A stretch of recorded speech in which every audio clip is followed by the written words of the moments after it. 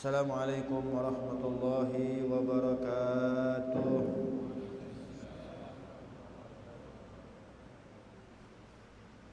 Bersyukur alhamdulillah yang hadir pada malam ini. Saya hitung-hitung kurang lebih 30.000 orang. Tapi aneh, yang 30.000 yang jawab salam saya cuma 45 orang. Saya bingung nih. Saya doakan yang jawab salam saya doakan panjang umur. Yang jawab salam saya doakan luas rezekinya, barokah hidupnya, kebayar hutang-hutangnya, memiliki anak-anak yang soleh dan solehah, menjadi istri yang solehah, menjadi suami yang soleh, meninggal dunia dalam keadaan iman dan Islam, masuk surga bersama Rasulullah sallallahu alaihi. Assalamualaikum warahmatullahi wabarakatuh.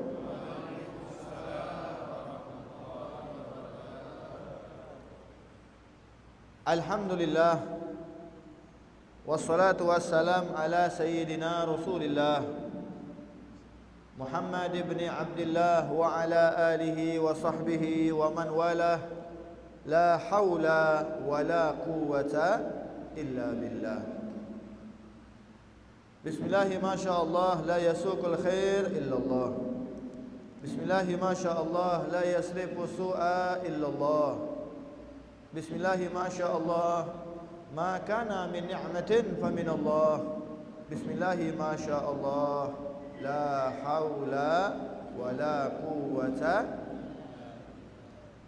Rabbi israh li sadri wa yassir li amri wahlul 'uqdatam min lisani yafqahu qawli.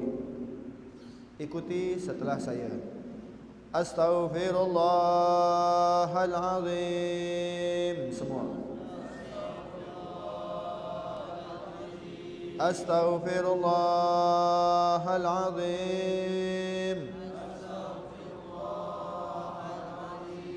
Alladzi la ilaha illa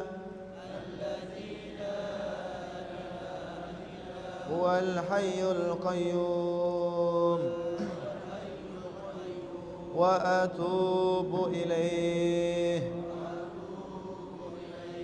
min kulli ذنب عظيم ومن جميع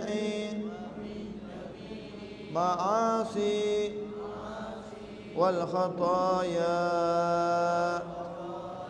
سرا وجهرا ظاهرا وباطنا قولا وفعلا سمعا وبصرا توبة نصوحا. لا إله إلا الله. لا إله إلا الله. لا إله إلا الله. محمد رسول الله صلى الله عليه وآله وصحبه وسلم. كلمة حق عليها نحيا وعليها نموت وعليها نمر إن شاء الله تعالى من الآمنين. آمين يا رب العالمين.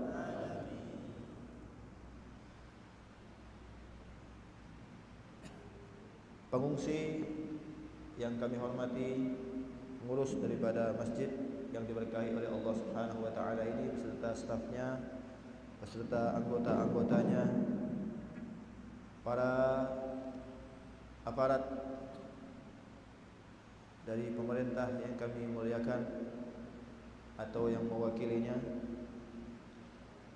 hadirin hadirat wabil khusus para asatizah para cikgu, para dewan guru yang hadir pada malam ini.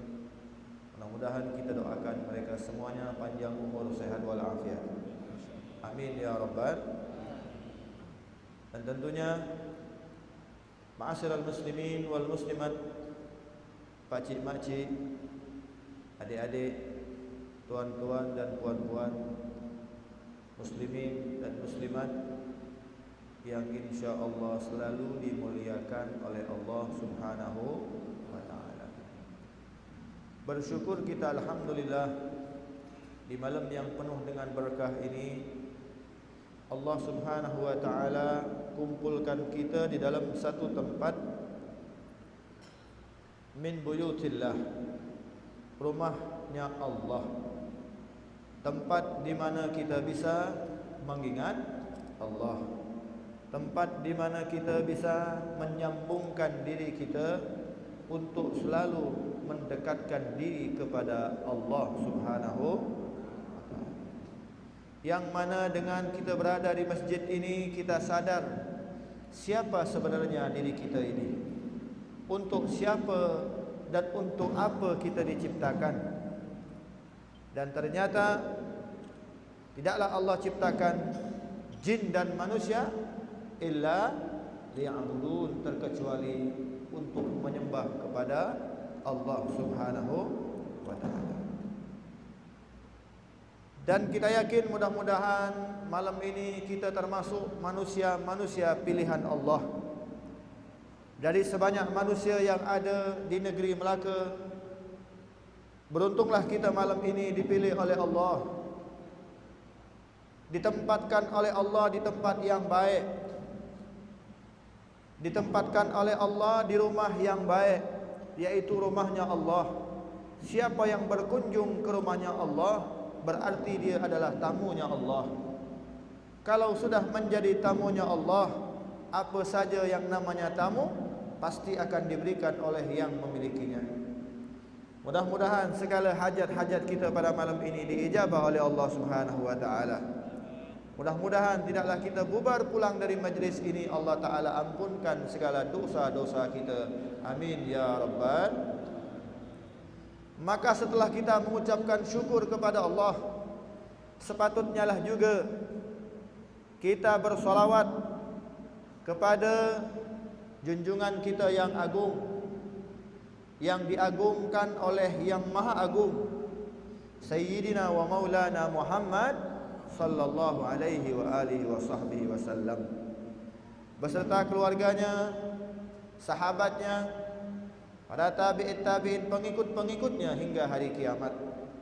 Dan mudah-mudahan kita termasuk pengikut-pengikut Nabi Muhammad yang cinta kepada Allah, cinta kepada Rasulullah, Allah cinta kepada kita, Rasulullah cinta kepada kita. Amin ya rabbal.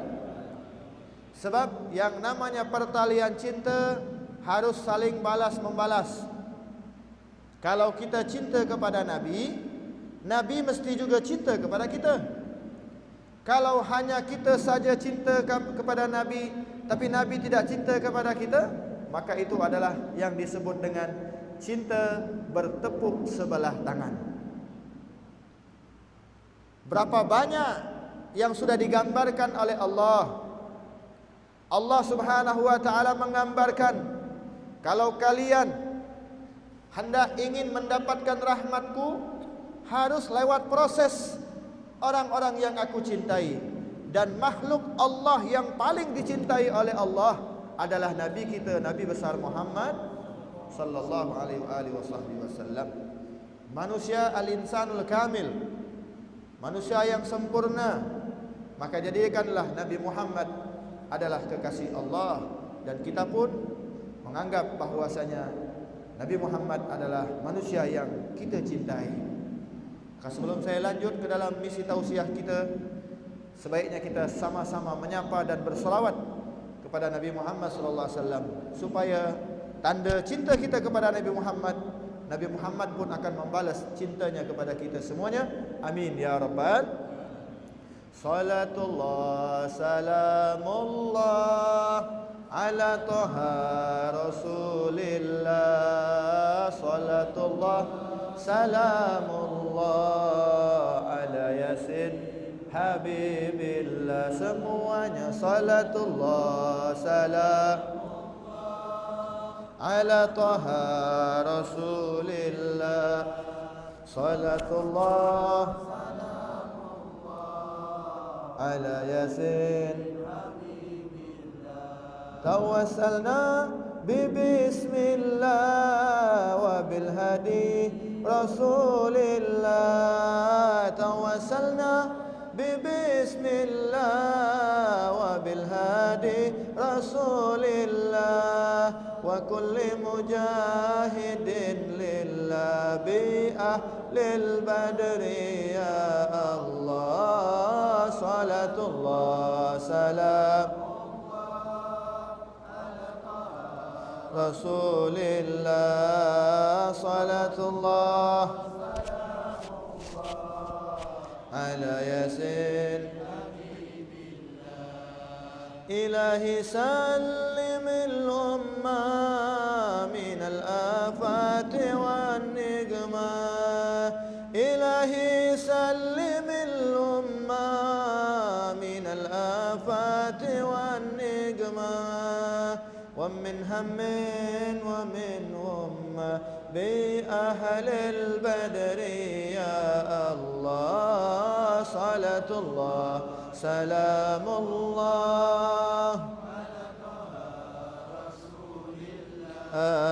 salatullah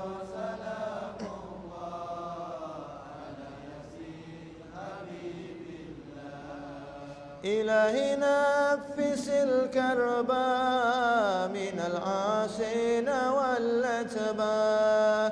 Ilahi nafisil karba minal asina wal atba wa kulli baliyatin wa waba bi ahlil badri ya Allah. Salatullah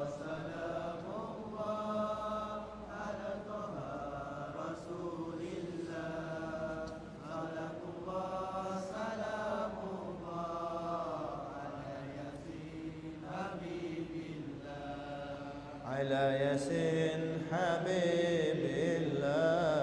Allahumma salli wa sallim. Alangkah indahnya ketika kita menyambungkan diri ini kepada Nabi Muhammad, sebab Nabi Muhammad selalu dipuji oleh Allah Subhanahu wa taala. Nabi Muhammad selalu mendapatkan satu tempat yang tinggi di sisi Allah Subhanahu wa taala, melebihi dari semua makhluk yang ada. Innallaha khalaqa qabla al-asya nura nabiyyika Muhammad sallallahu alaihi wasallam. Sebelum Allah Subhanahu wa taala menciptakan segala sesuatu yang ada, Allah terlebih dahulu sudah menciptakan nurnya Rasulullah sallallahu alaihi wasallam. Maka kalau kita cerita tentang Nabi, tidak akan cukup masa-masa yang seperti ini. Bahkan seorang penyair, pengarang daripada Maulid Simtud Durar, Al-Imam Al-Arif Billah Al-Habib Ali bin Muhammad Al-Habsyi, beliau mengatakan wa ala tafannuni biwasifih. Kalau kita menceritakan tentang sifat-sifat daripada junjungan kita Nabi besar Muhammad sallallahu alaihi wasallam, yafnaz zaman, sampai hari kiamat, wa fihi ma lam yusafi, pasti masih ada cerita yang belum disampaikan. Kenapa? Saking banyaknya cerita-cerita tentang sifat-sifat mulia Nabi kita Nabi besar Muhammad sallallahu alaihi wasallam. Di antaranya Siti Aisyah radhiyallahu anha mengatakan, Siti Aisyah adalah satu-satunya wanita, istrinya Rasulullah sallallahu alaihi wasallam, yang telah meriwayatkan hadis lebih dari 1000 yang sampai kepada kita. Dari mulutnya Siti Aisyah radhiyallahu anha itu lebih dari 1000 hadis yang sampai ke tangan kita. Sebab apa? Banyak sekali hadis-hadis. Sahabat berdatangan bertanya kepada Siti Aisyah bagaimana sifat Rasulullah, bagaimana keadaan Rasulullah, bagaimana akhlaknya Rasulullah SAW. Bahkan beliau mengatakan di antara akhlaknya Rasulullah sallallahu alaihi wasallam, Nabi tidak pernah memukul dengan tangan kepada istri-istrinya. Saking rahmatnya Nabi, istrinya pun Nabi kalau marah tidak pernah memukul dengan tangan. Pernah suatu hari Nabi makan dengan kondisi makanan yang tidak enak, makanan yang terasa asam cuka. Dan sewaktu Nabi makan, Nabi merasakan tidak enak ini masakan. Tapi Nabi tidak pernah langsung marah kepada istrinya. Bahkan Nabi memuji kepada istrinya. Dan cara terbaik yang diberikan oleh Nabi adalah nasihat yang amat luar biasa, sehingga istri-istrinya Rasulullah menjadi orang-orang yang terbaik yang pernah ada di zaman Nabi Muhammad SAW. Nabi tidak pernah melontarkan tangannya. Nabi selalu mengajarkan dengan hal yang terbaik, dengan rukun-rukun yang amat luar biasa di dalam rumah tangganya. Bahkan pembantunya sendiri pernah, Sayyidina Anas bin Malik, khadimah Rasulullah. Sayyidina Anas bin Malik, banyak sekali hadis-hadis yang juga diriwayatkan oleh Sayyidina Anas bin Malik. Beliau waktu itu masih kecil, ingin menjadi pembantunya Rasulullah. Maka waktu itu Nabi menyuruh dia untuk membelikan roti. Yang namanya anak, masih anak-anak, dia disuruh ke kedai. Tengah jalan dia jumpa dengan kawan-kawannya. Anak yang masih kecil 5-6 tahun disuruh ke kedai beli roti. Nabi sudah lapar. Dia suruh Anas bin Malik untuk membelikan roti di kedai. Tengah jalan, Sayyidina Anas bin Malik berjumpa dengan kawan-kawan seumurnya. Yang namanya anak-anak asik untuk bermain, dia main. Dia lupa dengan apa yang telah disuruh oleh Nabi. Lama Nabi tunggu, ini kemana Anas tidak balik-balik. Perut pun sudah lapar. Maka Nabi menyusul. Sebab jarak rumah dari kedai tak jauh. Kenapa lama ya tak sampai? Ternyata Nabi keluar. Nabi tengok, ternyata Sayyidina Anas sedang bermain. Bukan membelikan roti di kedai tersebut, tapi sedang bermain. Yang namanya masa anak-anak, memang mereka berada di tempat permainan. Apa Nabi langsung marah? Ya Anas, bagaimana engkau disuruh? Tidak. Nabi tahu dan Nabi mengerti kalau ini Anas bin Malik masih anak-anak, masih kecil. Sehingga cara Nabi memberikan nasihat pun caranya yang terbaik. Sehingga Sayyidina Anas bin Malik adalah murid yang dididik langsung oleh Nabi Muhammad SAW. Dan amatlah luar biasa, beliau sampai detik ini nama beliau juga disebut-sebut. Bahkan termasuk di dalam kitab-kitab salaf kita pasti ada Wa'an Anas bin Malik, Wa'an Anas bin Malik rahimahullah ta'ala radhiyallahu an. Kenapa? Karena dia mendapat didikan langsung dari junjungan kita Nabi besar Muhammad sallallahu alaihi wasallam. Bahkan juga Nabi sallallahu alaihi wasallam tidak pernah juga di mana saja bersama para sahabat, Nabi tidak pernah memberikan contoh yang tidak baik. Nabi tidak pernah mempermainkan tangan untuk amarah dan marah. Nabi hanya menggunakan tangannya saat jihad fisabilillah. Nabi yang turun tangan langsung. Kalau sudah urusan daripada hukum-hukum Allah, kalau urusan-urusan agama, kalau urusan-urusan yang berkenaan dengan akhirat, Nabi sendiri yang turun tangan. Tapi kalau urusan pribadi beliau, beliau tidak pernah marah.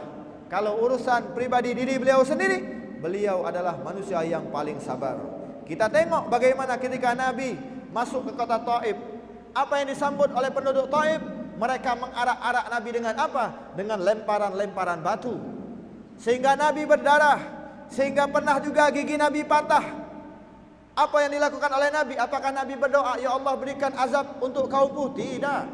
Bahkan Nabi mengatakan, Allahumma hdi qaumin fa innahum la ya'lamun. Ya Allah berikan hidayah bagi kaumku karena mereka belum mengenal aku. Inilah akhlaknya Rasulullah sallallahu alaihi wasallam. Sehingga pernah suatu hari Nabi dilempar batu, Nabi dalam keadaan berdarah, lalu Nabi bersandar. Di belakang Nabi itu ada batu. Batunya menjadi saksi. Batu yang keras menyaksikan bagaimana Nabi dilempar dengan batu. Maka batu tersebut menjadi lembut, menjadi empuk, sehingga membentuk daripada belakangnya Rasulullah SAW. Batu pun ikut sedih. Malaikat marah. Malaikat menawarkan, Ya Rasulullah, izinkan kami untuk membalikkan kotak ini karena telah mengejek engkau ya Rasulullah. Tapi Nabi tidak pernah membalas. Apa Nabi mengatakan kepada para malaikat? Aku diutus ke muka bumi ini bukan untuk memberi laknat, tapi untuk menebarkan yang namanya rahmatan lil alamin. Wa ma arsalnaka illa rahmatan lil alamin. Inilah Nabi kita, Nabi besar Muhammad sallallahu alaihi wa alihi wasallam. Maka jadikan di mana kita melangkah, di mana kita menuju, mesti kita harus ingat siapa Nabi Muhammad sallallahu alaihi wasallam. Bagaimana budi pekertinya, bagaimana akhlaknya, bagaimana tata cara tertibnya, bagaimana salatnya, bagaimana komunikasinya, bagaimana duduk di majelis ilmunya, bagaimana yang harus ada di hati kita adalah Nabi Muhammad sallallahu alaihi wasallam. Sehingga kecintaan Habibi ya Rasulullah, kekasihku adalah Nabi Muhammad sallallahu alaihi wasallam. Kita harus lebih-lebih mencintai dari segalanya, yaitu Nabi Muhammad sallallahu alaihi wa alihi wasallam. Karena kita bersyukur kepada Allah, Allah jadikan kita tanpa meminta doa, dijadikan langsung oleh Allah sebagai umat Nabi Muhammad sallallahu alaihi wa alihi wasallam. Alangkah ruginya kalau selama ini kita sudah mendapatkan merek Allah yang langsung berikan, dan merek ini terdaftar di akhirat. Apakah merek tersebut? Umat Nabi Muhammad sallallahu alaihi wasallam. Dan kita dilebihkan oleh Allah, berbeda dengan umat-umat terdahulu. Kita terakhir diturunkan oleh Allah, dan pertama kali nantinya kita dihisab. Kita yang terakhir diturunkan oleh Allah, tapi nanti di yaumil mahsyar kita yang pertama kali dihisab sebelum umat-umat yang lain. Kita terlebih dahulu merasakan nikmatnya surga. Kita lebih dahulu merasakan nikmat-nikmat perjumpaan dengan para anbiya, perjumpaan dengan Rasulullah sallallahu alaihi wasallam, berbeda dengan umat-umat terdahulu. Karena apa? Karena ini kasih sayangnya Allah terhadap Nabi Muhammad sallallahu alaihi wasallam, dan Nabi Muhammad juga yang selalu berdoa meminta kepada Allah untuk keselamatan kita sebagai umatnya. Nabi berjuang buat kita. Hidup Nabi selalu berjuang. Masa-masa Nabi diutus menjadi Rasul, yang ada di pikiran Nabi keselamatan kita. Sampai akhir hayat beliau juga Nabi ada buat kita. Nanti di yaumil mahsyar Nabi enggak mementingkan pribadinya, yang dipentingkan kita semuanya. Nanti juga di mizan Nabi ada buat kita. Nanti jembatan Shiratal Mustaqim Nabi juga mendampingi kita. Bahkan hendak masuk ke dalam surga pun Nabi harus lihat persatu-persatu daripada kita, mesti semuanya masuk surga. Semua sudah masuk surga, semua sudah duduk. Nabi-nabi duduk di singgasananya masing-masing. Tapi ada satu singgasana kursi yang kosong, yaitu kursinya Nabi Muhammad sallallahu alaihi wasallam. Aina Rasulullah? Di mana Nabi Muhammad? Ternyata Nabi Muhammad keluar daripada surga, mendatangi neraka, bertanya kepada malaikat penjaga neraka. Malaikat penjaga neraka berkatakan, "Ya Rasulullah, ada apa? Apa engkau yang menyebabkan gerangan engkau ke sini ya Rasulullah?" Apa kata Nabi? "Aku ingin memastikan kira-kira masih ada tak umatku di dalam api neraka." Nabi yang lain sudah menikmati, duduk di singgasananya masing-masing. Semua manusia yang sudah masuk surga menikmati karena ini sudah masuk surga, tapi Nabi tidak menikmatinya. Nabi yang ada di pikiran Nabi keselamatan umatnya. Sehingga malaikat mengatakan, "Ya Rasulullah, semua umat engkau sudah dipindahkan ke dalam surga." "Tidak," kata Nabi, "aku harus melihat dengan sendiri. Aku khawatir masih ada satu yang tertinggal. Sebab apa? Aku enggak akan ridha kalau satu daripada umatku disentuh oleh api neraka." Inilah perjuangan Rasulullah sallallahu alaihi wasallam yang amat luar biasa. Dari mulai lahir sampai meninggal, sampai nanti di surga, tetap ada buat kita. Kita sebagai umatnya, kira-kira sudah apakah yang sudah kita lakukan untuk Nabi Muhammad sallallahu alaihi wasallam? Hari-hari kita lupa kepada Allah. Hari-hari kita lupa dengan tuntunan Nabi Muhammad. Hari-hari kita melanggar perintah Allah. Hari-hari kita menghilangkan sunnah-sunnah yang sudah dilakukan oleh Nabi Muhammad sallallahu alaihi wasallam. Alangkah dan alangkah kurang ajarnya kita hidup kalau kita melupakan jasanya Rasulullah sallallahu alaihi wasallam. Alangkah bodohnya diri ini kalau selama ini kita melupakan perjuangan junjungan kita Nabi besar Muhammad sallallahu alaihi wasallam. Lalu bagaimana caranya? Ikuti petunjuk ulama, cintai guru kita, hormati guru kita, cintai Al-Quran, cintai sunnah Nabi, amalkan perkara-perkara yang sudah kita pelajari. Setiap kita duduk di majlisil ilm, mesti kita tulis ilmu tersebut. Sampai di rumah kita laksanakan ilmu tersebut. Jangan hanya kita duduk saja, dengar, naam, yes I do. Di sini kita bilang yes, sampai di rumah kita lupa apa yang dibicarakan oleh guru-guru kita. Maka kita catatlah. Duduk di sini kita catat, kita tulis. InsyaAllah sampai rumah kita bisa baca lagi, kita bisa mutola'ah lagi. Kalau kita sudah mutola'ah, InsyaAllah kita akan ingat. Kita bukan Nabi, kita manusia biasa. Kita pasti ada yang namanya lupa. Kalau Nabi beda. Nabi Muhammad berjumpa dengan orang, man anta, fulan bin fulan. Dari mana? Dari negeri fulan. Nanti jumpa lagi 11 tahun yang akan datang. Orang tersebut mengatakan, ya Rasulullah, apakah engkau ingat kepada aku? Naam, engkau fulan bin fulan dari negeri fulan. 11 tahun. Kita tak usah pakai setahun. Kita duduk satu majlis dengan orang yang baru kita kenal. Kita salam, assalamualaikum, salam. Dari mana tuan? Oh, dari Johor. Siapa nama tuan? Oh, nama saya Jufri. Okay. Cerita 1 menit kemudian tanya lagi. Tadi siapa nama awak? Baru 1 menit sudah lupa kita. Tanya lagi. Oh, nama saya Jufri. Cerita lagi. 2 menit kemudian lupa lagi nama dia. Tadi siapa nama awak? Itulah kita lupa. 1 menit kita lupa, apalagi ilmu yang kita dengar. 1 jam kita duduk di majelis ilmu, tidak akan ingat kalau kita tidak catat. Maka sesuai dengan perintah Nabi SAW, qayyidul ilm bil kitabah, tuntutlah ilmu dengan tulisan. InsyaAllah kita akan ingat, mendapat keberkahan dari Allah. Amin ya rabbal alamin. Maka di malam yang berbahagia ini, saya ingin membawakan perkara-perkara yang bisa mengurangi pahala. Perkara-perkara yang bisa menggerogoti amal, atau menghilangkan atau mengurangi sehingga hilang daripada amal-amal perbuatan yang pernah kita lakukan. Kita selama ini baca Quran, pahalanya sudah banyak, tiba-tiba hilang. Kita pahala zikir, tiba-tiba hilang. Kenapa bisa hilang? Sesuai dengan apa yang digambarkan oleh salafun as-salih, khususnya Imam Abdullah bin Al-Haddad sahib Ratib mengatakan, nanti di hari kiamat umat manusia mereka dalam keadaan hancur, dalam keadaan bangkrut, dalam keadaan rugi. Kenapa? Amal ibadahnya semuanya minus, tidak ada plus.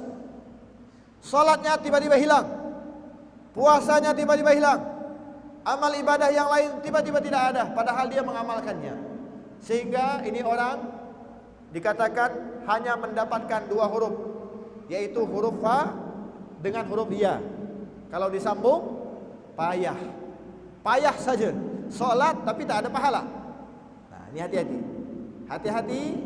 Mudah-mudahan dengan perkara yang saya sampaikan ini bisa kita hilangkan sehingga amal ibadah kita tetap sempurna di hadapan Allah Subhanahu wa taala. Amin ya rabbal alamin. Yang pertama, perkara yang bisa menghilangkan amal-amal perbuatan baik atau pahala kita adalah al-istiqlal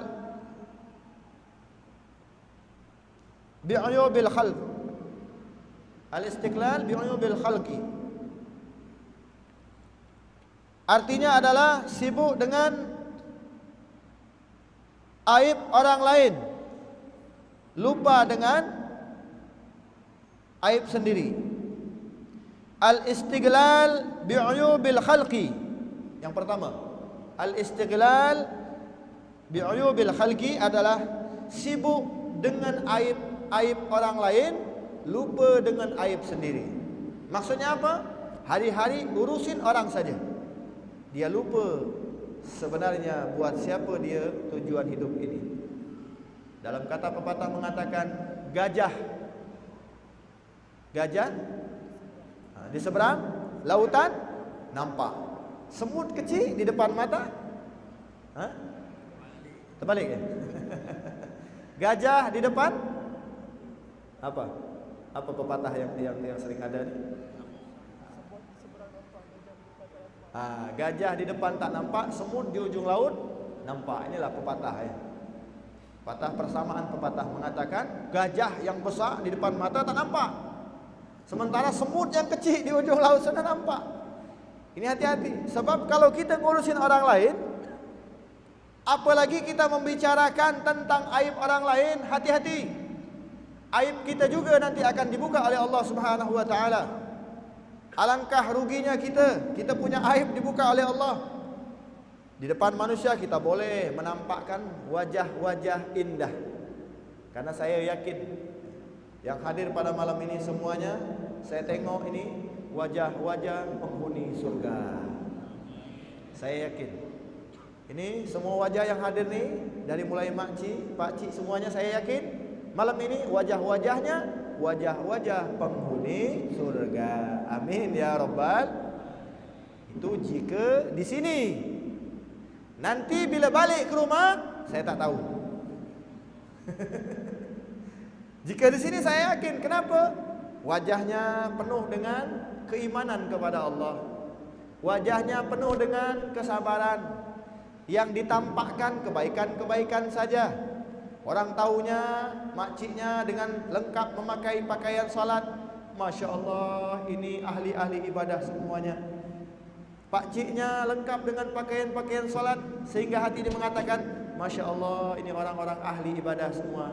Tapi bila di sini, jika di rumah, wallahu a'lam, hanya Allah yang tahu. Ini yang disebut dengan aib. Berapa banyak zaman sekarang, zaman formalitas. Mereka berpakaian Islam, tapi hari-hari mereka keluar dari jalur Islam. Dia ngurusin orang lain, maka hati-hati, kita punya aib akan dibuka oleh Allah. Maka banyak-banyak berdoa. Apa doanya? Ya alima sirri minna, la tahtiki sitra anna, wa afina wa'fu anna, wa kullana haitsu kunna. Semua ikutin saya. Ya alima sirri minna. Semua. Ya alima sirri min, la tahtiki sitra anna, la sitra anna, wa afina wa'fu anna, wa afina wa kullana haitsu kunna, wa kullana. Ini doa kita meminta kepada Allah, ya alima sirri minna, wahai yang maha mengetahui rahasia-rahasia kami. Allah, rahasia kita Allah tahu. Depan manusia kita menampakkan kebaikan, ternyata selama ini kita belum baik. Selama ini kita banyak salah. Depan orang kita baik, di belakang kita tak baik. Kita suka menipu diri. Depan orang kita duduk di saf paling depan. Sampai di rumah kita lupa dengan Allah.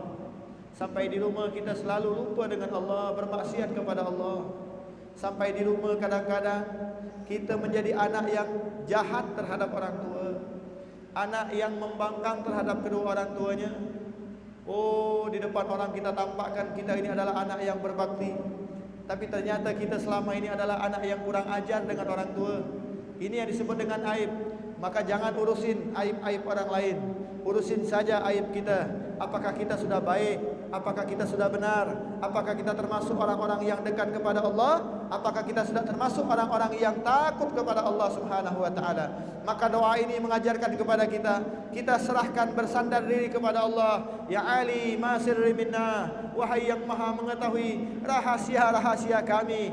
La tahtikis sitra anna, ya Allah, jangan kau buka nanti, jangan kau buka nanti aib kami di hari kiamat. Sebab nanti semuanya kita akan menonton satu televisi yang amatlah sangat besar, layar yang besar, dan semuanya disaksikan oleh orang-orang yang hidup di zaman Nabi Adam sampai hari kiamat, menyaksikan aib kita, mulut kita dikunci, tangan kita semuanya dikunci. Mereka semuanya akan menjadi saksi. Apa yang kita lakukan hari ini, kejelekan demi kejelekan, akan ditampakkan oleh Allah di semua umat manusia. Maka siapa yang membaca doa ini, insya-Allah akan ditutup oleh Allah Subhanahu wa taala. Mudah-mudahan kita yang berada pada malam ini, aib-aib kita ditutup oleh Allah Subhanahu wa taala. Amin ya rabbal wa'afina wa'fu anna.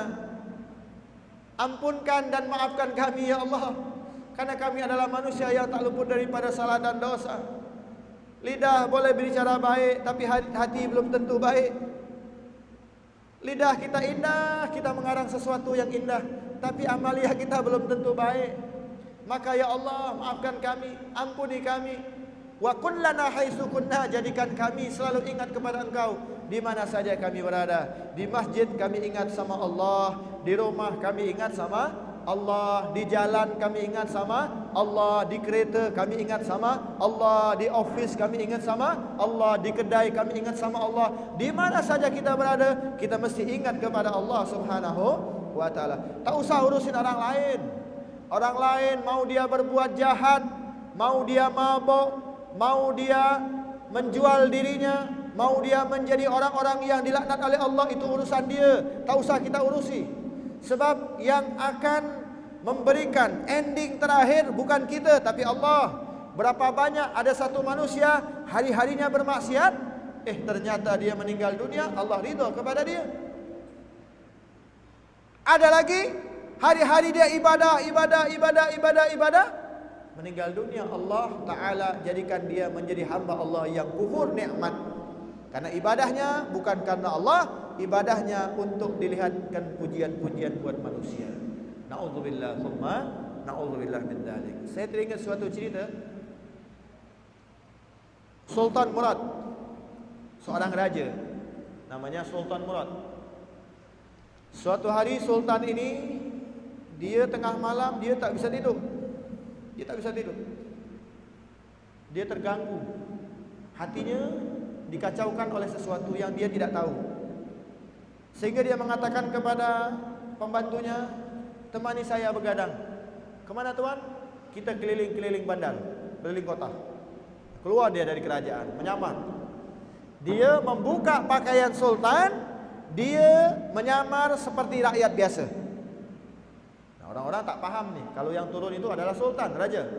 Maka dia berjalan-jalan di tengah-tengah bandar, masuk-masuk di pelosok-pelosok.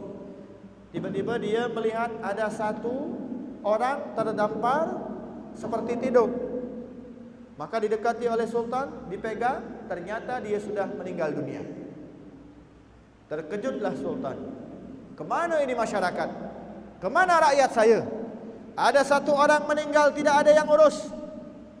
Maka kebetulan ada beberapa orang lewat, dia panggil, "Hei fulan, tahukah engkau di sini ada mayit?" "Naam, kami tahu." "Kenapa kalian tidak urus?" "Oh, ngapain kita mengurusin orang yang zindik, orang pelacur, sering bermaksiat, minum minuman arak, minum minuman keras. Biarkan saja dia menjadi busuk, karena kami semua rakyat benci terhadap dia." Masya Allah. Lalu sultan mengatakan, orang ini tak tahu kalau yang bertanya itu sultan. Tapi ini kan umat Nabi Muhammad juga. Iya, dialah umat Nabi Muhammad yang selalu nyakiti hati Nabi Muhammad. Makanya kami sebagai rakyat tidak mau berdekatan dengan dia. Ya sudah, kalau kalian tak mau mengurusin ini mayit, tolong antarkan saya.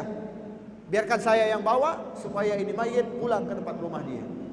Dibawalah mayit ini sampai ke rumahnya. Ternyata istrinya pun menyambut dengan tangisan. Baliklah orang-orang sekitar. Maka setelah istrinya menangis, istrinya mengatakan, "Ada hal apa dengan suamimu ini wahai seorang wanita?" Maka suami istrinya mengatakan, istri dari mayit mengatakan, "Ahlan wa sahlan wa marhaban ya wali Allah." Istrinya mengatakan begitu. "Ahlan wa sahlan wa marhaban ya wali Allah." Selamat datang wali Allah. Sultan pun bingung, kenapa wanita ini memanggil saya wali? Dia katakan, "Saya bukan wali Allah, saya rakyat biasa." "Tidak, suamiku tidak akan salah untuk berkata." "Ceritakan kepadaku," kata sultan. Diceritakan, suami saya ini adalah orang yang hari-harinya cinta kepada Nabi Muhammad SAW. Dia tidak pernah luput dari kecintaan kepada Nabi Muhammad. Hari-hari dia memikirkan bagaimana umat Nabi Muhammad selamat. Dia mencari harta hanya untuk supaya Nabi Muhammad bangga. Maka dia kumpulkan harta. Setiap malam dia datangin kedai-kedai khamar. Dia beli semua kedai-kedai yang ada di kota dengan semampunya, sehingga kedai-kedai itu langsung tutup setelah dia beli. Maka dia bawalah botol-botol tersebut ke rumahnya. Lalu dibukalah botol tersebut, dia masuk ke dalam tandas, dia buang ke dalam toilet. Dia katakan, mudah-mudahan dengan amal ini umat Nabi Muhammad malam ini tidak bermaksiat kepada Allah Subhanahu wa taala. Luar biasa, amaliyah yang indah, cinta kepada Nabi Muhammad. Dia menampakkan kejelekan di depan masyarakat, tapi di mata Allah dia adalah manusia yang amatlah luar biasa. Lalu setelah dia mengeluarkan uang untuk membelikan khamar, minum-minuman di kedai-kedai tersebut, dia juga keluar lagi. Dia kumpulkan uangnya, dia datangin tempat-tempat wanita-wanita pelacur yang menjual dirinya. Dia katakan, "Hei fulanah, berapa semalam kau dibayar?" "Sekian." "Dibayar, sudah kau tak usah keluar, diam di rumah saja." Dia datangin tempat-tempat pelacur, semuanya dia bayar, suruh tidur di rumah, tak usah keluar. Dia balik ke rumah, dia berdoa, mudah-mudahan dengan begini pemuda-pemuda dari umat Nabi Muhammad malam ini tidak bermaksiat kepada Allah Subhanahu wa taala. Hari-hari dia begitu, setiap malam dia menghabiskan hartanya hanya untuk begitu. Sampai istrinya mengatakan, "Wahai suamiku, kalau engkau tiap hari macam ni, nanti kalau kau meninggal dunia di tengah jalan, nanti masyarakat mengatakan engkau adalah orang yang fasik, engkau adalah orang zindik, tidak ada yang mau nanti ngurusin mayitnya engkau." Apa kata suaminya? Mengatakan, "Tenang wahai cintaku, tenang wahai istriku, nanti yang akan mengurusin saya wali Allah, yang akan mengurusin saya pemuka-pemuka agama, nanti yang akan mengurusin saya sultan yang ada di kota ini." Maka sultan membuka samarannya, "Demi Allah, wallahi aku adalah Sultan Murad dan aku akan bawa jasad suamimu ke dalam istana dan aku akan kumandangkan seluruh ulama yang ada di kota ini untuk menyolatkan suamimu, karena suamimu adalah manusia yang cinta kepada Allah, cinta kepada Rasulullah. Dia korbankan dirinya, jiwanya, raganya hanya untuk mementingkan keselamatan umat Nabi Muhammad SAW." Maka kita tidak pernah tahu, pakcik-makcik sekalian, yang kita lihat zahir kadang-kadang salah, belum tentu semuanya salah. Ada sekelompok-kelompok manusia yang kadang-kadang mereka menampilkan kesalahan, padahal hari-hari mereka dekat kepada Allah Subhanahu wa taala. Itulah mereka para wali Allah. Maka jangan sekali-kali kita ngurusin orang lain, urusin saja diri kita, urusin saja keluarga kita. Jangan sampai nanti kita di hari kiamat diancam oleh Allah Subhanahu wa taala. Cerita ini mengajarkan kepada kita, karena saat kita ngurusin aib orang lain, itu pertanda amal-amal ibadah kita akan ditransfer kepada orang yang kita sebutkan, sehingga amal-amal perbuatan baik kita akan hilang begitu saja. Na'udzubillah, summa na'udzubillah min. Yang kedua, perkara yang kedua yang bisa menghilangkan daripada amal perbuatan baik, pahala-pahala yang kita kumpulkan adalah quswatul qalbi, hati yang keras. Hati ini selalu keras. Kenapa? Karena jarang terima nasihat. Ada orang memberikan nasihat, dia katakan, "Siapa ente?" Hati-hati. Nasihat kadang-kadang datang dari seorang anak yang lebih muda usianya.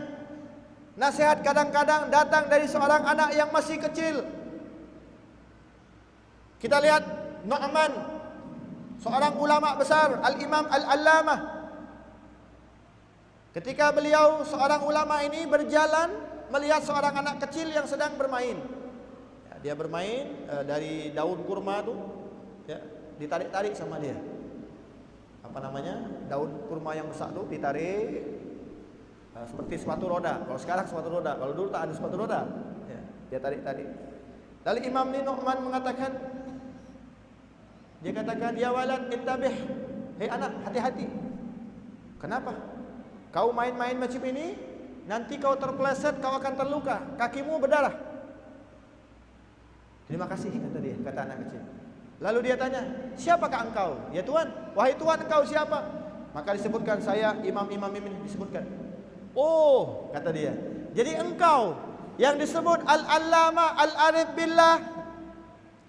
Lalu imam ini mengatakan, oh tidak, itu yang memberi gelar orang-orang, bukan saya. Anak kecil ini mengatakan, ya imam, kalau saya nih main ini jatuh, kaki saya berdarah, selesai. Tapi Tuhan punya gelar, kalau gelar itu Tuhan tidak baik menjaganya, maka api neraka yang akan masuk ke dalam jasad Tuhan. Tersungkur ulama besar. Kenapa? Dia sadar apa yang dia miliki, gelar yang diberikan oleh orang-orang, kalau dia salah membawanya, api neraka ancamannya. Sementara anak ini adalah anak yang kecil, tersungkur, langsung sadar imam. Ternyata nasihat kadang-kadang datang dari seorang anak kecil. Maka kita hati-hati. Banyak-banyaklah kita mendengar nasihat.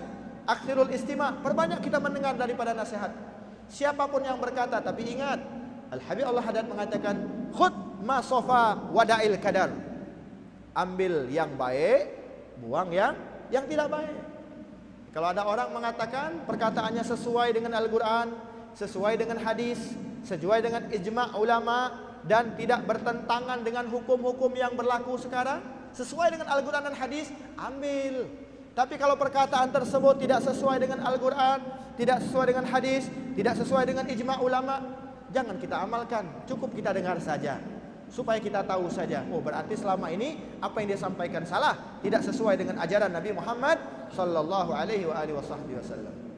Maka ingatlah, quswatul qalb, hati yang keras. Lalu bagaimana caranya supaya hati ini lembut? Tidak lain dan tidak bukan, qala Rasulullah sallallahu alaihi wasallam, afdalu ma qultu ana wan nabiyuna min qabli, la ilaha illallah. Semua La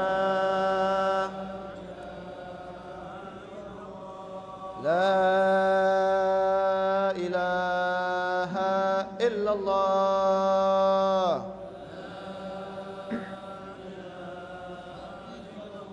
La ilaha illallah.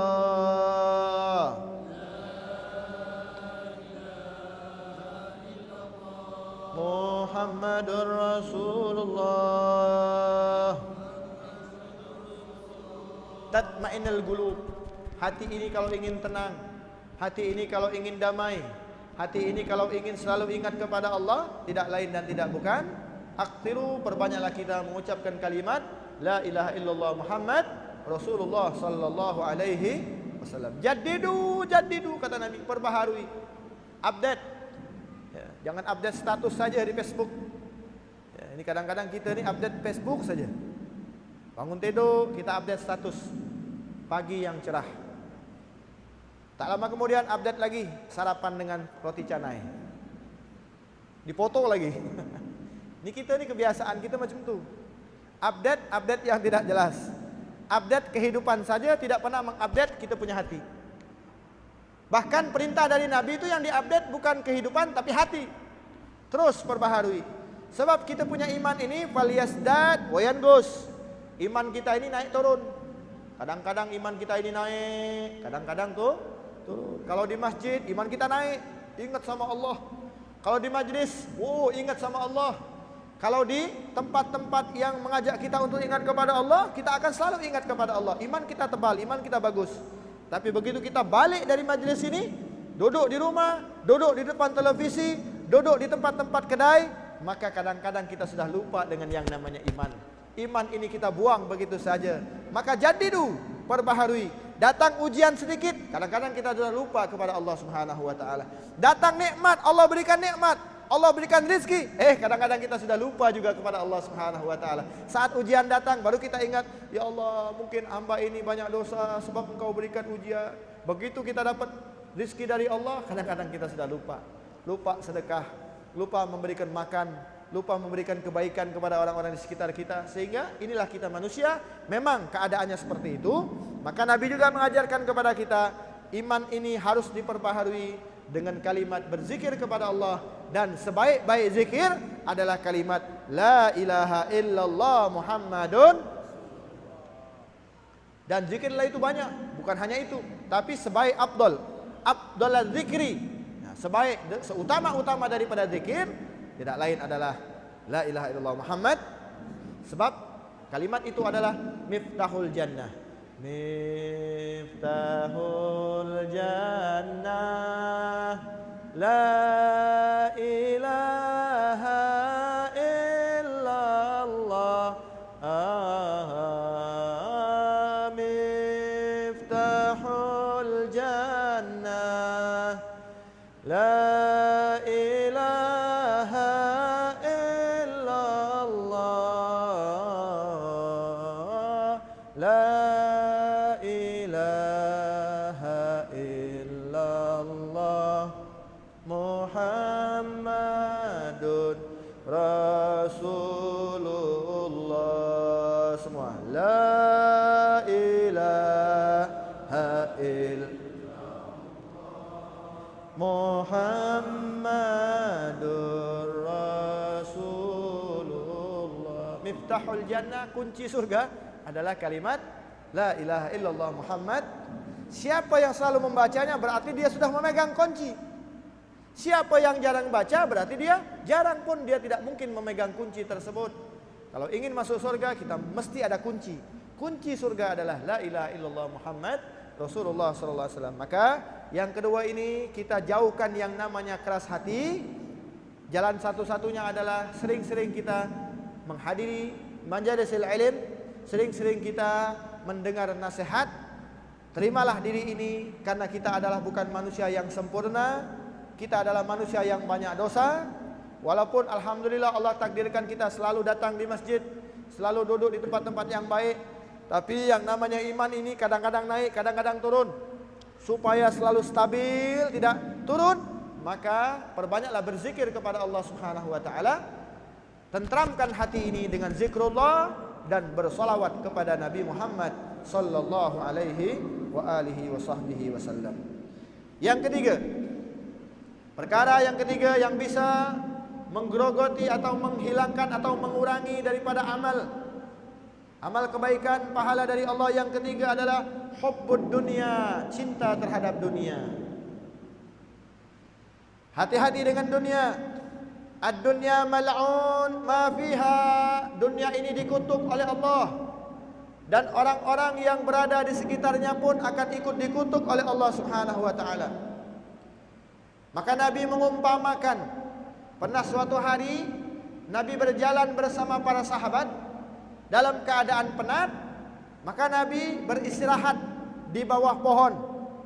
Kalau kita sekarang nih, kalau kita masuk jalan tol, itu ada namanya rest area. Tahu rest area? Tempat istirahat. Kalau sahabat-sahabat, kalau mereka jalan, mereka istirahat, mereka tidak menyia-nyiakan waktu, mereka membaca Al-Quran. Kalau orang-orang yang ada di zaman sekarang, kalau jalan jauh, bersinggah di rest area, ada tak yang baca Quran? Tak ada. Yang ada juga menghidupkan rokok atau makan. Inilah kita nih, beda kita dengan sahabat. Sahabat kalau mereka jalan jauh, duduk di rest areanya di bawah pohon. Tidak ada yang namanya kedai minum. Apa yang mereka lakukan di bawah pohon? Qiraatul Quran, bersolawat kepada Nabi Muhammad SAW. Maka kehidupan para sahabat luar biasa. Mereka ditempatkan oleh Allah di derajat yang lebih tinggi. Kenapa? Karena hari-hari mereka selalu ingat kepada Allah Subhanahu wa taala. Yang mereka incar bukan kehidupan dunia, tapi kehidupan akhirat. Yang mereka inginkan kebahagiaan bukan di dunia, tapi kebahagiaan di akhirat. Tapi yang ada, yang berlaku di akhir zaman sekarang ini, bisa kita tengok semuanya, termasuk kita dan saya yang hadir pada malam ini. Yang ada di pikiran kita, bagaimana caranya besok makan enak, bagaimana caranya nanti malam tidur nyenyak, bagaimana caranya besok di kedai untung banyak, bagaimana caranya nanti di office dapat hadiah yang banyak, sehingga uang saya nambah, saya bisa beli kereta baru, saya bisa beli rumah lagi, dan saya bisa menikmati dunia. Tidak ada di antara kita yang berpikir macam mana nanti besok di kuburan saya, kuburannya lega, luas, bercahaya, diampuni oleh Allah.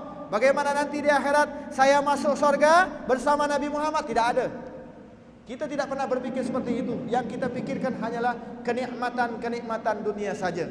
Itulah manusia-manusia yang hidup di akhir zaman. Maka hati-hati dengan yang nomor 3 ini. Adalah nomor 3 ini hubbud dunia, cinta sama dunia, hati-hati. Silahkan kita cari dunia. Siapa yang melarang? Sahabat semuanya kaya. Sayyidina Abu Bakar kaya raya. Sayyidina Umar pun sama. Bahkan pernah suatu hari Sayyidina Umar berjanji. Dia mengatakan, ya Allah, kalau hari ini saya dapat uang 1 juta ringgit. Kita hitungkan ringgit saja, biar enak nanti menggambarkan. Ya Allah, kalau hari ini saya dapat uang 1 juta ringgit, maka separuhnya 500.000 akan saya bawakan untuk Nabi Muhammad SAW. Kira-kira di zaman sekarang ada tak? Dapat untung 1 juta ringgit, sedekahnya kira-kira berapa? Ada tak yang 500.000? Ada? Tak ada.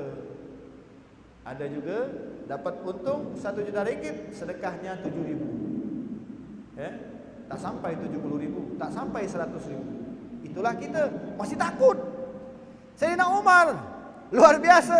Hari ini dapat 1 juta, bagi 2. 500.000 untuk Nabi Muhammad, 500.000 buat keluarga. Luar biasa Sayyidina Umar. Ternyata dia dapat hari itu. Akhirnya dia masukkan uang harta tersebut dalam satu wadah karung yang besar. Dia pikul sendiri. Yang di situ bukan beras isinya, tapi duit. Dia pikul sendiri. Sampai kepada Nabi, ya Rasulullah, aku bawakan harta ini untuk engkau. Nabi bertanya, ya Umar, berapa banyak yang kau tinggalkan buat anak istrimu? Sama ya Rasulullah, separuh. Masya Allah, separuh. Separuh harta dia berikan sedekah untuk Nabi Muhammad, hadiah untuk dipakai di jalan fisabilillah. Sama sekarang kita ada harta, kita bawa kepada guru. Untuk dipakai apa? Untuk dipakai bangun masjid, untuk dipakai bangun madrasah, tahfidz Quran, dan lain-lain sebagainya. Harta tersebut kalau kita infakkan, maka akan menyelamatkan kita nantinya di hari kiamat. Ternyata kalau Sayyidina Umar separuh harta, yang lebih hebat lagi siapa? Sayyidina Abu Bakar Siddiq. Ketika ditanya, ya Abu Bakar, Umar separuh harta sudah dia bawa, bagaimana dengan engkau? Apa kata Sayyidina Abu Bakar? Ya Rasulullah, saya punya ada 9 toko, 9 kedai rumah. Di bawahnya rumah, di atas rumah, di bawah kedai, ruko, rumah toko, kedai toko. Ada 9. Kenapa? 9-nya jual, ambil uangnya untuk engkau ya Rasulullah. Kita yang hadir ni punya 3 kedai. Bila satu kedai kita jual bangun masjid, boleh tak? Tak ada. Punya 3, pengen punya 4. Punya 4, pengen punya 5. Inilah kita. Tak ada yang berani jual satu kedai. Sayyidina Abu Bakar 9-9-nya jual untuk engkau ya Rasulullah. Sampai Nabi bertanya, ya Abu Bakar, kalau semuanya engkau berikan kepada aku, apa yang nanti akan engkau tinggalkan buat anak-anak keturunan engkau? Warisan apa? Apa kata Sayyidina Abu Bakar? Aku tinggalkan buat mereka Allah dan Rasulnya. Subhanallah.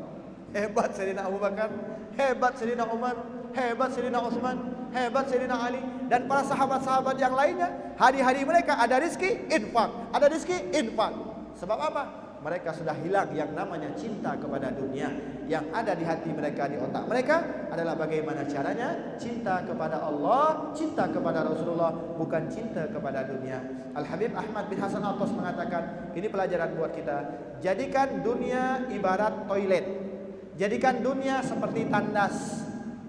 Masuk, ambil seperlunya saja. Sudah selesai, sudah tinggalkan. Tak usah lama-lama. Jadikan seperti tandas. Kita butuh sama tandas, tidak siap waktu. Sekali-sekali saja. Kita butuh, ambil. Habis itu tinggalkan. Nah, maksud beliau, jadikan dunia seperti itu. Cari nafkah, baik. Kumpulkan harta, bagus. Tapi niatkan mencari harta untuk mencapai ridhonya Allah Subhanahu wa ta'ala. Mencari harta supaya punya kereta, dan keretanya dibawa buat ke masjid. Keretanya dibawa buat nolongin orang. Keretanya dibawa buat hadir majlis-majlis ilmu dan lain-lain sebagainya. Jadikan kereta, harta yang kita punya, mulai dari handphone, kereta, sepeda motor, semuanya apa yang kita ada, jadikan semuanya menjadi satu wadah untuk kita mendekatkan diri kepada Allah Subhanahu wa taala. Jadikan kita punya harta, kita sedekahkan supaya apa? Bermanfaat di dunia dan bermanfaat di akhirat. Amin ya rabbal. Yang keempat, perkara yang keempat yang bisa menghilangkan atau mengurangi daripada amal, qilatul haya. Qilatul haya artinya hilang sudah yang namanya malu. Sedikit malu.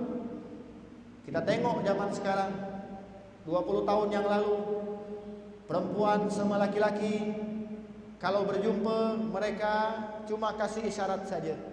Kalau salam-salaman mereka cuma kasih dari jauh saja. Tapi zaman sekarang perempuan laki yang bukan muhrim sudah menempelkan, berani menempelkan tangannya. Sudah tidak ada lagi yang namanya malu. Bahkan akhir zaman sekarang sudah berani menempelkan pipi dengan pipi. Kita lihat anak-anak muda di zaman sekarang, kita tengok di mana saja kita berada, mereka sudah berani bersalam-salaman, bukan hanya memegang tangan dengan tangan, tapi pipi dengan pipi mereka tempelkan. Dan ini adalah yang disebut dengan sudah hilang yang namanya haya. Malu sudah tidak ada. Padahal al-haya'u minal iman, malu itu sebagian daripada iman. Suami-suaminya sudah tidak ada lagi kecemburuan terhadap istrinya. Istrinya dibiarkan berjalan setiap hari keluar kemana-mana. Anak wanitanya tidak memakai aurat, dia pun bisa tertawa. Dia bangga melihat anaknya terbuka auratnya. Ini akhir zaman. Malu sudah hilang. Sedikit malu, hati-hati. Inilah yang bisa menghilangkan amal ibadah kita. Kalau dalam satu rumah tangga kita bisa tengok, bahkan yang terjadi juga di akhir zaman sekarang ini, anak wanita bila ada tamu laki-laki yang bukan muhrim datang ke rumahnya, orang tuanya bangga. Dia katakan, alhamdulillah anak saya laku. Masya Allah. Ucapkan alhamdulillah anak saya ada yang mau. Subhanallah. Ini hati-hati nih. Akhir zaman orang tua ini bangga, dia punya anak wanitanya, ada yang suka, bangga. Saya tidak sia-sia melahirkan engkau, wahai putriku. Masya Allah. Akhir zaman. Berbeda dengan ulama-ulama kita terdahulu, mereka simpan wanita-wanita mereka, anak-anak mereka tutuplah dengan aurat. Kalau andai kata mau keluar daripada jalan ke mall shopping, temani mereka, dampingi mereka, hati-hati. Jangan sampai mereka jalan sendirian. Sebab kalau sudah mereka jalan sendirian akan berjumpa dengan laki-laki yang bukan muhrim. Yang menemani mereka adalah syaitan. Berapa banyak kita lihat pergaulan-pergaulan yang tidak beres. Anak yang masih sekolah tiba-tiba sudah hamil. Kenapa? Karena orang tuanya tidak memperhatikan. Sebab apa? Sudah hilang yang namanya haya. Haya malunya sudah tidak ada lagi. Akhir zaman, hati-hati. Ini yang bisa menghilangkan daripada amal perbuatan kita. Sehingga percuma kita salat, percuma kita puasa, percuma kita baca Quran, maka bacaan amal ibadah kita dihilangkan oleh Allah gara-gara kita sudah tidak punya malu lagi. Maka jadilah manusia yang malu. Kita lihat pada suatu hari Nabi memberikan satu pertanyaan. Mudah-mudahan pertanyaan ini buat kita semuanya. Amin ya rabbal. Di tengah-tengah sahabat Nabi ngasih satu pertanyaan. Apa kata Nabi? Amal apakah yang baik buat wanita? Semua sahabat tak bisa jawab. Silakan dicatat, makcik, mudah-mudahan manfaat. Amal apa yang baik buat wanita? Tak ada satu sahabat. Dari mulai pagi sampai petang, mereka bingung untuk menjawabnya. Maka baliklah Sayyidina Ali bin Abi Thalib ke rumah. Sayyidina Ali yang dikatakan ana madinatul ilm wa aliyu babuha. Aku adalah pintu kotanya ilmu dan Ali adalah pintunya. Berarti Sayyidina Ali ini alim, hebat, tak bisa jawab. Apa bingung? Tak ada satu pun sahabat yang berani jawab. Maka balik ke rumah, Siti Fatimah bertanya, wahai suamiku, ada gerangan apakah engkau seperti kayak seorang bingung? Iya, saya lagi bingung. Nabi memberikan satu pertanyaan yang sampai saat ini belum dijawab. Lalu Siti Fatimah mengatakan, apa pertanyaannya? Bolehkah saya tahu? Boleh. Apa pertanyaannya? Maka Sayyidina Ali mengatakan, ya Fatimah, Nabi bertanya satu pertanyaan, yaitu amal apakah yang baik buat wanita? Maka senyum Siti Fatimah, wahai suamiku, antarkan aku kepada Nabi Muhammad, biar aku yang menjawabnya. Inilah Fatimah, Siti Fatimah radhiyallahu anha yang menjawab. Sampai di depan majlisnya Rasulullah, Nabi melihat, Nabi tengok ada Fatimah. Assalamualaikum ya Rasulullah, waalaikumsalam. Maka dipeluk sama Nabi. Dan kebiasaan Nabi selalu mencium keningnya Siti Fatimah. Ada apa wahai putriku yang menyebabkan engkau kemari? Maka Siti Fatimah radhiyallahu anha mengatakan, biarkan aku yang menjawab pertanyaan engkau ya Rasulullah. Silakan. Maka dijawab oleh Siti Fatimah radhiyallahu anha, perbuatan amal yang baik buat wanita adalah tidak melihat laki-laki dan tidak dilihat oleh laki-laki. Kalimatnya sedikit tapi luar biasa maknanya. Tidak melihat laki-laki dan tidak dilihat oleh laki-laki. Maka banyak para ulama yang mengartikan kalimat ini, maksudnya apa? Jangan dia termasuk orang yang selalu melihat laki-laki. Caranya bagaimana? Tutup auratnya supaya dia tidak melihat laki-laki, atau dia juga tidak dilihat oleh laki-laki. Sehingga Nabi bangga, Nabi peluk lagi Siti Fatimah. Dia katakan, "Ya Fatimah bid'atun minni." Ini Fatimah adalah bagian dariku, kata Rasulullah SAW. Jadi jawaban yang paling hebat dari Siti Fatimah adalah tidak melihat laki-laki dan tidak dilihat oleh laki-laki. Inilah amal yang terbaik. Alhamdulillah, mudah-mudahan kita punya istri, kita ajarkan. Jangan sampai dia melihat laki-laki dan jangan sampai dia dilihat oleh laki-laki. Caranya apa? Temani. Mau jalan silahkan, mau shopping silahkan, temani. Supaya apa? Supaya orang tak memandang dia dan dia pun tidak memandang orang lain. Begitu juga putri-putri kita juga sama. Tutup aurat mereka. Kemana mereka berjalan, kemana mereka punya ikhwanah, tahu kawan-kawannya, mesti tahu siapa dari golongan mana. Insya Allah, kalau begini amal kita lakukan, maka kita tidak termasuk dari kalimat yang keempat adalah qilatul haya, sedikit daripada malu. Mudah-mudahan kita dijadikan oleh Allah Subhanahu wa taala manusia-manusia yang selamat di dunia dan akhirat. Amin ya rabbal. Yang terakhir, yang kelima belum, yang kelima. Yang kelima, tulul amal. Tulul amal artinya panjang angan-angan. Angan-angan saja yang diucapkan. Dia katakan, saya nanti kalau punya rezeki saya akan berangkat ibadah haji, tapi tak mau kerja. Pengen dapat uang cepat, turun dari langit. Ini bahaya ini orang-orang yang berhayal. Jadi dia berhayal tulul amal, panjang angan-angannya. Nanti kalau saya punya uang yang banyak, saya akan bangun masjid. Terus masjid tersebut tidak boleh cari kutipan dari tempat lain, biar saya sendiri. Wah, ini amal dia nih. Tapi tiap hari dia tidak pernah kerja. Malas di rumah, makan minum tidur, makan minum tidur. Tapi tiap hari menghayal. Nah, ini hati-hati. Orang yang macam ini, dia tidak akan ada amal. Hidupnya habis, waktunya habis untuk berhayal. Lihat orang yang kaya raya, stop, duduk di bawah pohon, dia menghayal. Nanti juga kalau saya punya mobil yang bagus seperti dia, kereta yang seperti dia, saya akan tunjukkan sama dia. Masya Allah. Kemana dia melangkah, hatinya selalu beramal, berhayal. Nah, ini hati-hati. Orang yang berhayal ini waktunya habis, waktunya sia-sia, hidupnya tidak ada bekal, amal tidak ada, maka dia termasuk orang-orang yang akan rugi. Dan yang terakhir adalah yang keenam, zulmun la yantahi. Zulmun la yantahi artinya zolim tiada henti-hentinya. Zolim ini banyak, bukan zolim kejam sama orang lain, bukan. Zolim yang di sini yang mesti kita bahas adalah terhadap diri sendiri. Zolim yang terus-menerus terhadap diri sendiri. Contohnya apa?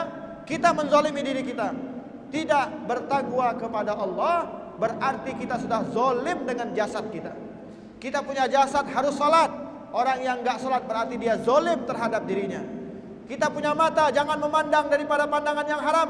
Kalau hari-hari kita memandang dari yang haram, berarti kita sudah zolim terhadap mata kita, zolim terhadap tangan kita, zolim terhadap diri kita. Maka orang-orang yang seperti ini dia tidak akan selamat. Sebab apa? Amaliyah dia makin hari makin hilang, dihilangkan oleh Allah Subhanahu wa taala. Nauzubillah tsumma nauzubillah min dzalik. Mudah-mudahan 6 perkara ini bisa kita hindarkan, kita jauhkan, sehingga amal ibadah kita tetap sempurna nantinya di hadapan Allah Subhanahu wa taala. Dan kita berdoa mudah-mudahan kita dipanjangkan umur oleh Allah Subhanahu wa taala. Panjang umur dalam taat kepada Allah, panjang umur di dalam kita bisa mengikuti dan menghidupkan segala sunnah-sunnah Nabi kita, Nabi besar Muhammad sallallahu alaihi wasallam. Dan kita mengharap, meminta kepada Allah, ya Allah, kami minta kepada Engkau bukan hanya berkumpul di sini saja, kami ingin mengharapkan perkumpulan nanti di akhirat bersama Rasulullah sallallahu alaihi wasallam. dan dimasukkan surga bersama Nabi Muhammad sallallahu alaihi wasallam. Amin ya rabbal alamin. Dan juga kita tambahkan doa, ya Allah, kami yang berada di sini, kami yang belum pernah berziarah ke makam kekasihmu Muhammad, berikan kami rezeki yang halal sehingga kami bisa berjumpa dengan Raudhah, kami bisa berjumpa dengan makamnya Rasulullah SAW, kami bisa memegang Ka'bah, kami bisa memegang daripada tempat-tempat yang Engkau ridhai di Mekah dan Madinah ya Allah. Bagi yang mudah-mudahan bisa diundang lagi ke Mekah dan Madinah ya Allah, dan matikan kami dalam keadaan Islam, matikan kami dalam keadaan iman, matikan kami dalam keadaan husnul khatimah. Ala hadhihi niyyah wa ala kulli niyatin salihah wa ala ma nawaina salafuna salihun wa ila hadratil habibil mustafa Rasulillah sallallahu alaihi wasallam. Al-Fatihah.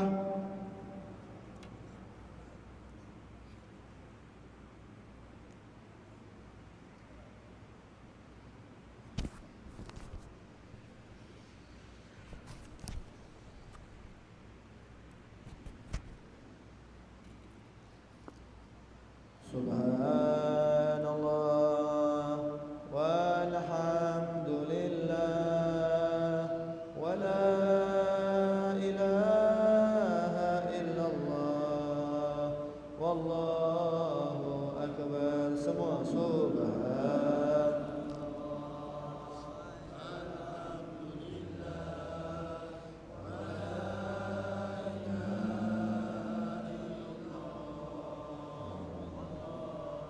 akbar. Subhanallah. Baca semua.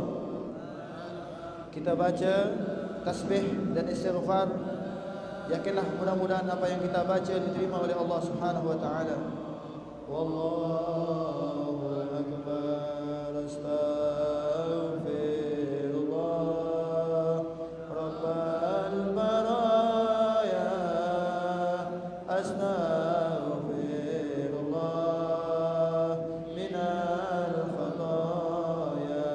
Semua baca astaghfirullah. Allahumma bihaqqil Fatihah wa sirril Fatihah wa karamatil Fatihah iftah lana babal khair.